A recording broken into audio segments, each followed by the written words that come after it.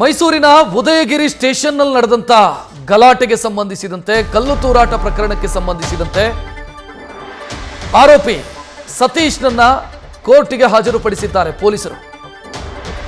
ಒಂದು ದಿನ ಪೊಲೀಸ್ ಕಸ್ಟಡಿಗೆ ಕೋರ್ಟ್ ಕೊಟ್ಟಿದೆ. ಒಂದು ದಿನದ ಒಳಗೆ ಮಹಜರು ಕಾರ್ಯವನ್ನು ಮುಗಿಸಿ ಅಂತ ಕೋರ್ಟ್ ಆದೇಶ ಮಾಡಿದೆ.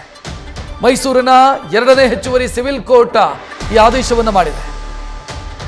ನ್ಯೂಸ್ ಫಸ್ಟ್ಗೆ ಸತೀಶ್ನನ್ನ ನ್ಯಾಯಾಲಯಕ್ಕೆ ಹಾಜರುಪಡಿಸುವಂತ ಎಕ್ಸ್ಕ್ಲೂಸಿವ್ ವಿಡಿಯೋ ಲಭ್ಯ ಆಗಿದೆ. ಈ ಸತೀಶ್ ಹಾಕಿದಂತ ಪೋಸ್ಟ್ನ ಕಾರಣಕ್ಕಾಗಿ ಗಲಾಟೆ ಆಗಿರೋದು.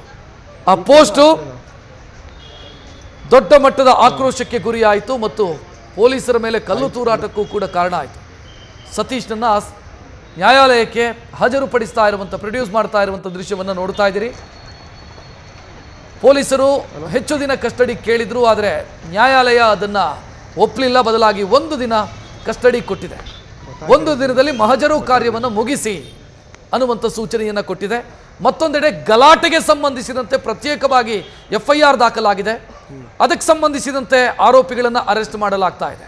ಅಂದರೆ ಯಾರು ಕಲ್ಲು ತೂರಾಟ ಮಾಡಿದ್ದಾರೋ ಅದು ಪ್ರತ್ಯೇಕ FIR ಆಗಿದೆ. ಅದಕ್ಕೆ ಸಂಬಂಧಿಸಿದಂತೆ ಅರೆಸ್ಟ್ಗಳಾಗ್ತಾ ಇದೆ.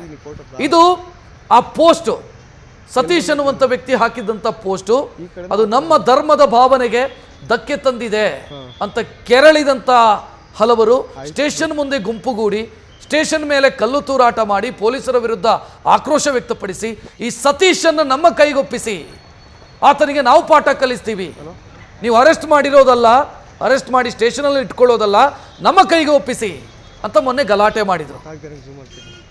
ಈ ದೇಶದ ಕಾನೂನು ವ್ಯವಸ್ಥೆ ಒಬ್ಬ ಆರೋಪಿಗೆ ತಪ್ಪು ಮಾಡಿದವನಿಗೆ ಶಿಕ್ಷೆ ಕೊಡಬೇಕು, ಆದರೆ ನಾವು ಶಿಕ್ಷೆ ಕೊಡ್ತೀವಿ ಅಂತ ಬಹಳಷ್ಟು ಜನ ಸ್ಟೇಷನ್ ಮುಂದೆ ಸೇರಿ ಸ್ಟೇಷನ್ಗೆ ಕಲ್ಲು ತೂರಾಟ ಮಾಡಿ ಪೊಲೀಸರ ವಿರುದ್ಧ ಗಲಾಟೆ ಮಾಡಿ ಪೊಲೀಸರ ಜೊತೆಗೆ ಗಲಾಟೆ ಮಾಡಿ ಅಲ್ಲಿ ಗುಂಪು ಸೇರಿ ದೊಡ್ಡ ಮಟ್ಟದಲ್ಲಿ ನ್ಯೂಸೆನ್ಸ್ ಕ್ರಿಯೇಟ್ ಮಾಡಿರೋದು. ಅದಕ್ಕೆ ಸಂಬಂಧಿಸಿದಂತೆ ಮತ್ತೊಂದು FIR ಪ್ರತ್ಯೇಕ FIR ಆಗಿದೆ.